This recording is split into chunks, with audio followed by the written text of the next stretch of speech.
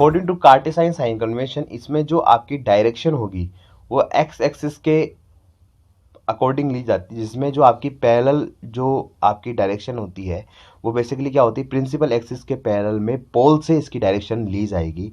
अब जैसे मान लो पोल है, इसके पोल जो आपका पोल होगा उसके इस तरफ वाला जो पार्ट है, ठीक है जी, जो आपका क्या है, जो पोल के इस तरफ वाला जो पार्ट होगा वो क्या करता है, ये बेसिकली आपकी जो डायरेक्शन है, ठीक है जी, जैसे इंसिडेंट ऑफ लाइट, डायरेक्शन क्या होती है लाइट की, वो हमेशा क्या होगा, ऑब्जेक्ट से जो भी लाइट आएगी वो इस तरफ से होते हुए इस तरफ आएगी। कभी भी डायरेक्शन जो होगी ऑब्जेक्ट की वो इस तरफ से इस तरफ नहीं आएगी, ठीक है जी। तो इसमें क्या होगा, कॉनकेव मिरर के अंदर की जो आपकी डायरेक्शन है वो आपकी ये आ रही है। तो इसमें क्या होता है, जो ऑब्जेक्ट का जो डिस्टेंस होता है वो बेसिकली क्या होगा, इस डायरेक्शन में होगा। तो इसका मतलब जो बेसिकली जो डिस्टेंस होता है, ऑब्जेक्ट का जो डिस्टेंस होता है वो कैसा रहता है, वो आपका नेगेटिव में रहता है। किस में रहता है, आपका नेगेटिव में रहता है। तो इस अपोजिट डायरेक्शन होने के कारण इस वैल्यू को अपन किस में लेते हैं, नेगेटिव में लेते हैं। और स्फेरिकल मिरर के इस पार्ट वाला जो इस तरफ का जो भाग होगा वो कैसा होता है, आपका पॉजिटिव होता है। हाइट जो होती है वो अगर आपकी वाई एक्सिस की डायरेक्शन में है, यानी कि अगर आपका ऑब्जेक्ट सीधा है तो इसका मतलब जो ऑब्जेक्ट की जो हाइट होगी वो हमेशा कैसी होगी, प्लस में, यानी इसका ऊपर वाला पार्ट जो होता है वो तो प्लस में लिखा जाएगा और इसका नीचे वाला पार्ट जो होगा वो माइनस में लिखा जाएगा।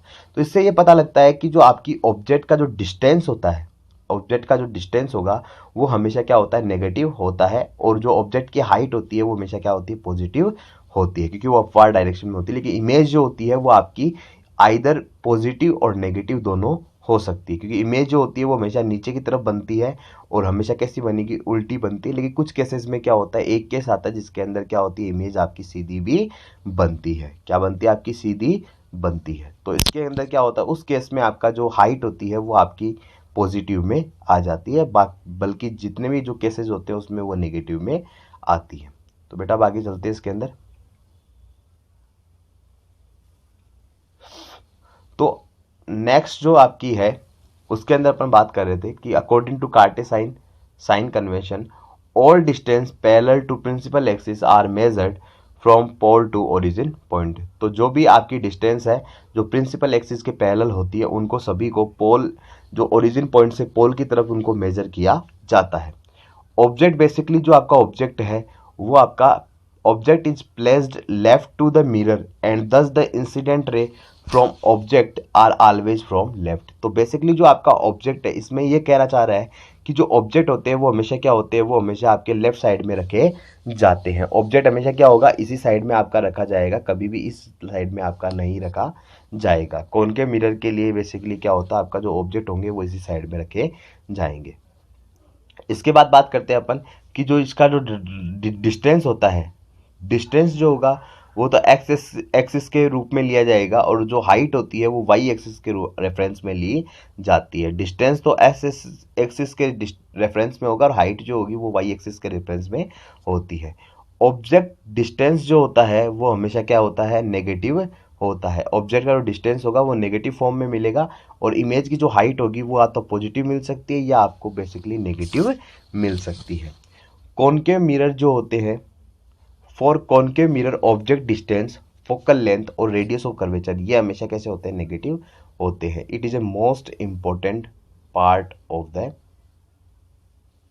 बेसिकली ये जो लाइन है आपकी वो पूरी पूरी क्या है, इंपॉर्टेंट। आपको पता होना चाहिए कि जो कॉनकेव मिरर के अंदर जो डिस्टेंस होता है ऑब्जेक्ट का और फोकल लेंथ और रेडियस ऑफ कर्वेचर वो हमेशा क्या होते हैं, नेगेटिव होते हैं। क्यों होते हैं नेगेटिव, उसका भी मैं कारण बता देता हूँ आपको। क्योंकि ये हमेशा किस तरफ होते हैं, ये तीनों ही चीज़ें आपकी हमेशा कॉनकेव मिरर में किस साइड में होगी, आपकी इस साइड में होती है। तो इस साइड में होने के कारण क्या होती है, इसकी वैल्यू क्या होगी, नेगेटिव, क्योंकि ये एक्सिस है। तो एक्स एक्सिस की इस तरफ वाली वैल्यू तो क्या है, सभी पॉजिटिव है और इस तरफ वाली वैल्यू नेगेटिव है। तो भाई आपका ऑब्जेक्ट भी यहाँ रखा जाएगा, सेंटर ऑफ कर्वेचर भी यहाँ होगा और फोकस वाला जो पॉइंट है वो भी यहाँ होगा। तो radius of curvature, focal length और जो आपका डिस्टेंस होता है तीनों ही क्या होते हैं, कॉनकेव मिरर में आपके नेगेटिव होते हैं। ठीक है जी। अब बात करते हैं कुछ रूल्स है आपके जो इमेज फॉर्मेशन में। ठीक है जी, जो इमेज फॉर्मेशन का वो अपन नेक्स्ट वीडियो में देखेंगे। तो इसके रूल्स के बारे में अपन जान लेते हैं कि कुछ फ्यू रूल्स हैं आपके इमेज फॉर्मेशन के लिए। कौन कौन से रूल है वो जानते हैं, ठीक है जी। तो देखिए कौन कौन से रूल आपके। तो पहला रूल है कि जो इंसिडेंट रे होती है वो हमेशा क्या होती है, प्रिंसिपल एक्सिस के पैरेलल आती है। कैसे आती है तो देखते हैं। तो इंसिडेंट रे का मतलब आने वाली रेज, तो ये आपका क्या है, कॉनकेव मिरर है। तो इस कॉनकेव मिरर में क्या होगा, जो लाइट रेज आएगी वो हमेशा क्या होती है, ये प्रिंसिपल एक्सिस है, तो इस प्रिंसिपल एक्सिस की क्या होती है, लाइट रेज जो होती है वो पैरेलल आती है। क्या आती है आपकी, पैरेलल आती है। तो पहला रूल क्या कहता है, पहला रूल कहता है कि भाई जो इंसिडेंट रे होती है वो क्या होती है, हमेशा प्रिंसिपल एक्सिस के पैरेलल आती है।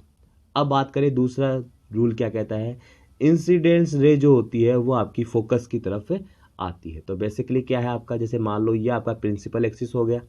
अब यहाँ पे कोई क्या है आपका, जैसे मान लो ये आपका क्या है, ये आपका है कॉनकेव मिरर, ठीक है।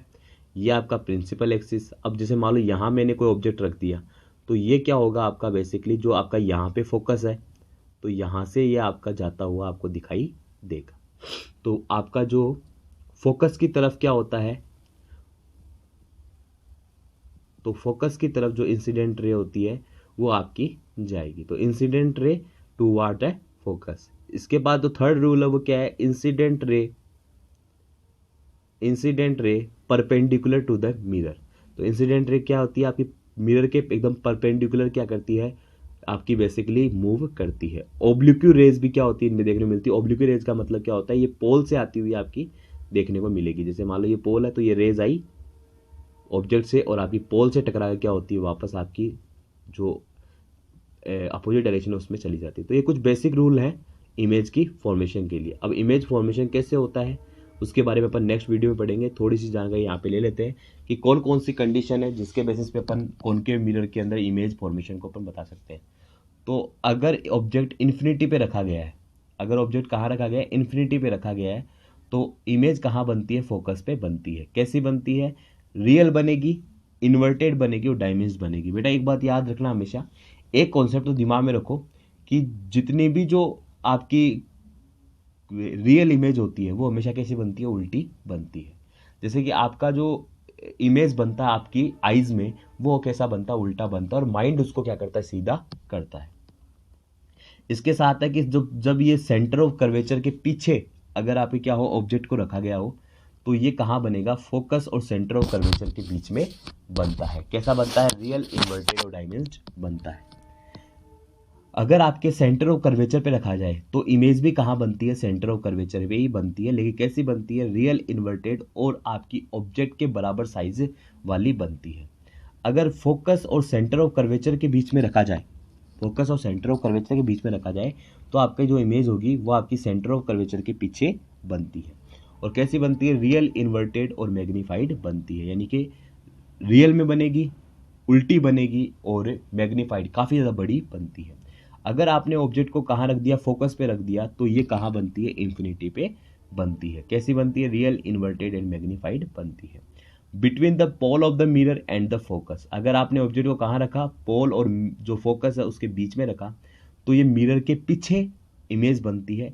बनेगी कैसी, वर्चुअल, इरेक्ट और मैग्नीफाइड बनती है। बेसिकली जो आपका एट इन्फिनिटी पे जो होगी ऑब्जेक्ट, उसका यूज़ किया जाता है at collector of radiation in solar heating device. यानी कि जो सन से जो आपकी रेज आ रही है उसको अपन एक जगह कलेक्ट करने के लिए क्या करते हैं, इसका यूज़ करते हैं। अगर अपन ने ऑब्जेक्ट को सेंटर ऑफ कर्वेचर पे रखा, उसका यूज़ कहाँ होता है, तो ये as a reflecting mirror behind a projector lamp, इसका यूज़ होता है आपका प्रोजेक्टर लैंप के पीछे की तरफ। बेसिकली ये मिरर के रूप में काम आता है।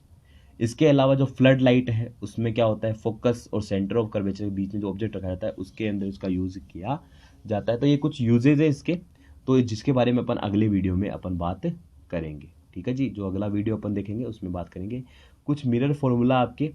तो स्फेरिकल मिरर के लिए जो ऑब्जेक्ट का डिस्टेंस होगा पोल से वो क्या होता है, यू होता है। इमेज का जो डिस्टेंस होगा पोल से वो होगा वी, और फोकस का जो डिस्टेंस होता है पोल से वो होता है एफ। जितनी भी कैलकुलेशन करेंगे अपन पोल से लेंगे।